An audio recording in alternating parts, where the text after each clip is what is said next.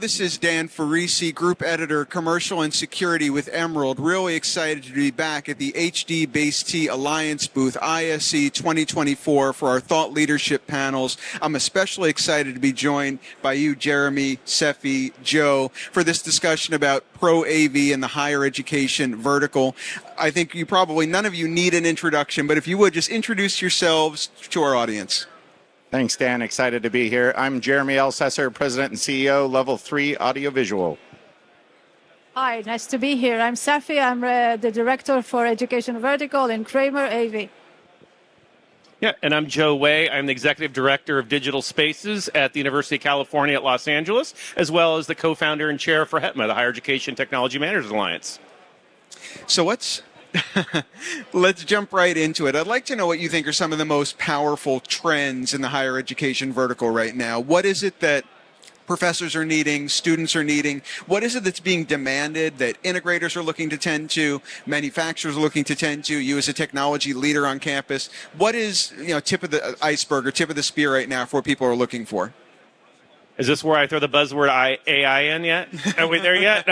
No. I think actually we're in a time of transition. We really are, where we have gone so far one direction with the online, the Teams and Zooms and all of those things. But now we're back, and all of our campuses are back strong. So really what we're trying to do is figure out how to be effective. So being able to utilize our spaces in order to be effective, because we don't know where our students are. They're in the classroom, they're not in the classroom, they're everywhere. And now that content distribution and making sure that we're able to do that and that's accessible for our students is really the key, whatever products that is, and trying to tone that in, so that our students and our faculty can take advantage of the good things, yes, some good things, actually came out of the pandemic, and to be effective with those.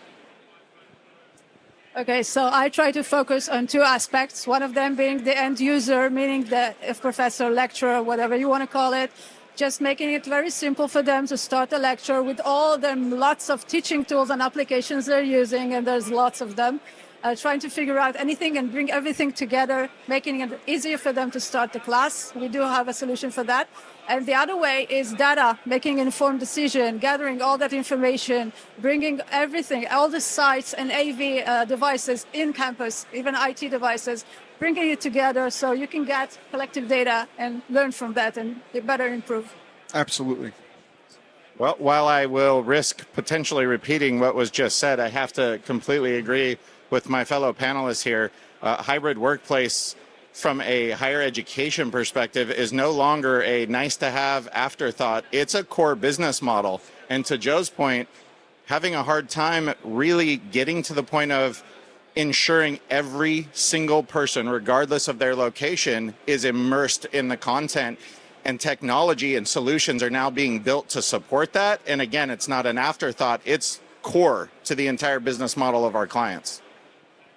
The word experience is bandied about a lot at shows like this. People aren't just talking about technology in a vacuum. They're talking about the experience. And I guess that's something that I'm interested in, the multimodal learning. Some people are in the classroom. Some people are taking it in an asynchronous way from home. I guess that really is the future of education, isn't it? Is there ever going to be a time when everyone is back on campus? Or when we think about technology, HDBaseT and its technology, is it always going to be for that multimodal learning kind of outcome, where you're going to meet students where they are, depending on what they need, and you need to have the technology infrastructure to deliver for everybody, remote or present? Well, I'll just start off and say that, yes, I believe that multimodal hybrid learning is here to stay and never going away. It's more about meeting the student where they are. You can't expect your students to come in. You have to be able to provide them the same quality of learning anywhere in the world.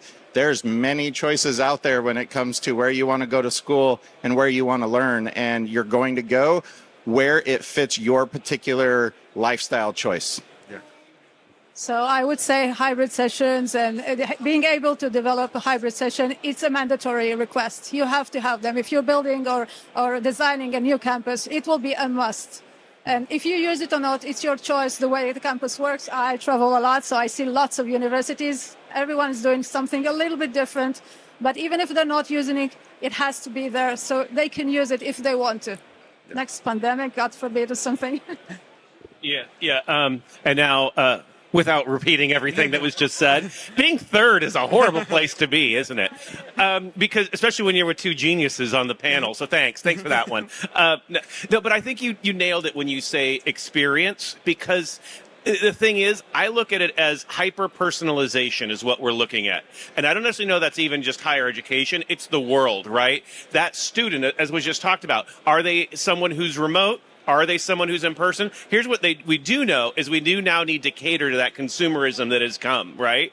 And it's not even that, will we always be in a hybrid? Yeah, but to be honest, the 95% of the students will be on campus. But that said, the things like recording, transcription, those types of accessibility things that came out are now mandatory for our classes. So rather than just setting up a classroom where it's got the whiteboard in front and maybe a projector is not good enough, right? Even if you're not streaming, we have to capture it because we have to now account for those other things that came out of the pandemic, right? That we had while remote. And our students are asking for that, and they want that personalization of their experience in whatever that means, right? And I think you nailed it on the last question, talking about data with that too. And that's one of the things that we have a lot of. We have a lot of data. We know the students. We know what they like. We know what type of classes they want, where they want to be in person, when they want to be remote. Now, can we take that data and make it actionable, right? And I don't know that we have the answer yet. And for everyone watching this, if you are a product manufacturer and have that solution, there's a lot of money to be made because that's really where we're at right now and figuring out what that means going forward.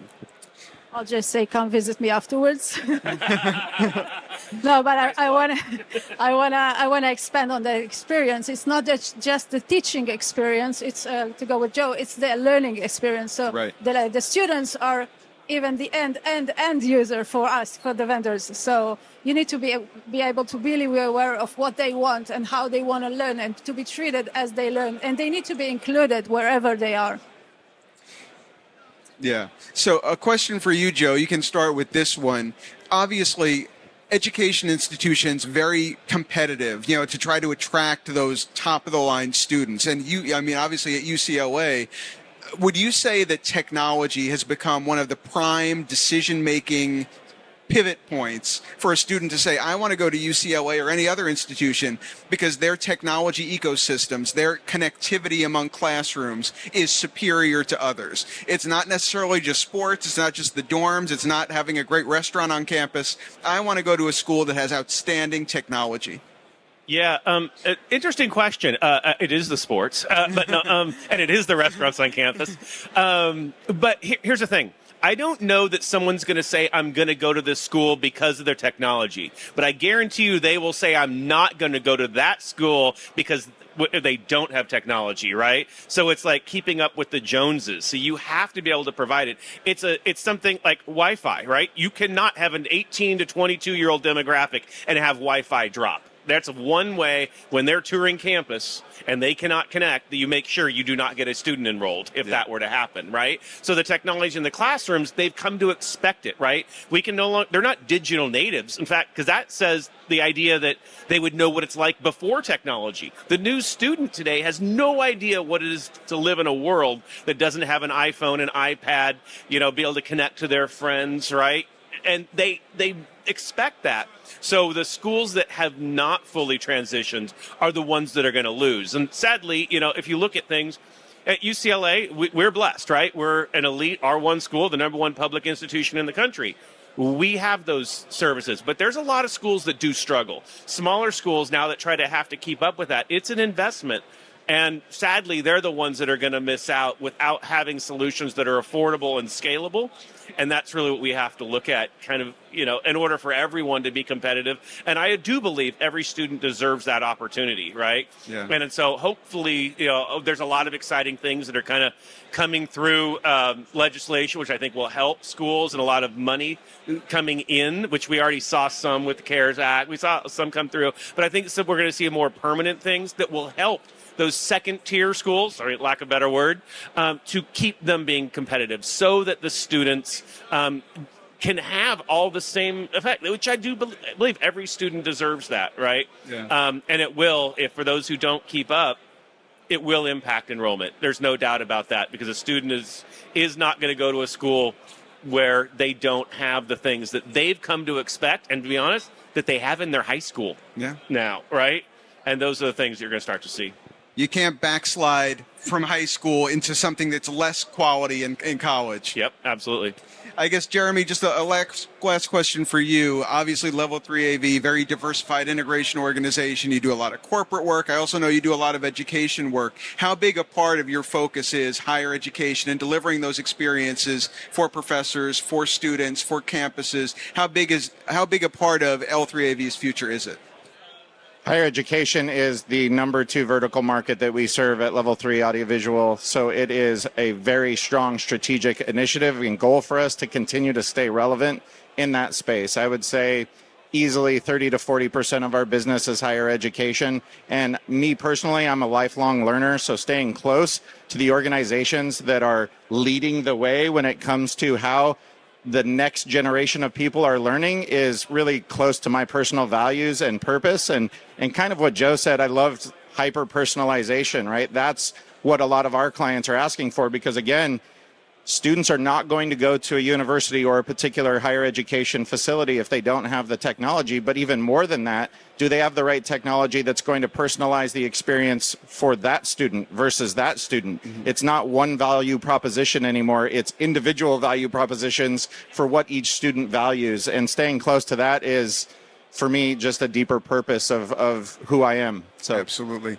Any closing thoughts, Sefi, on Kramer and its important role for the higher education vertical? Well, we as the one leading the education vertical, I can say it's a super important vertical for us. By the way, also 33% of the business. And we spend a lot of time and effort and money and thinking. And I like to stay close with the universities and the students and engage with everyone. So we make sure we get the right solutions for whatever they need. And what I mean is not just what they need now. I'm thinking ahead. How will you teach in 5? How will you guys teach in 5 years, 10 years? What will the classroom look like? Will there be a classroom? Mm-hmm. Will it be a project-based learning only? Because we have those models today. Will be more studios, more podcasts? We see a lot of trends from broadcasts brought into the education market. So there's constant way to move forward. Yeah. Well, Very this exciting. has been a fantastic discussion, really informative from the integrator perspective, the vendor perspective, the technology manager perspective. Thank you so much for joining us at the HDBaseT Alliance booth at ISE 2024 and lending your insights to this really informative conversation.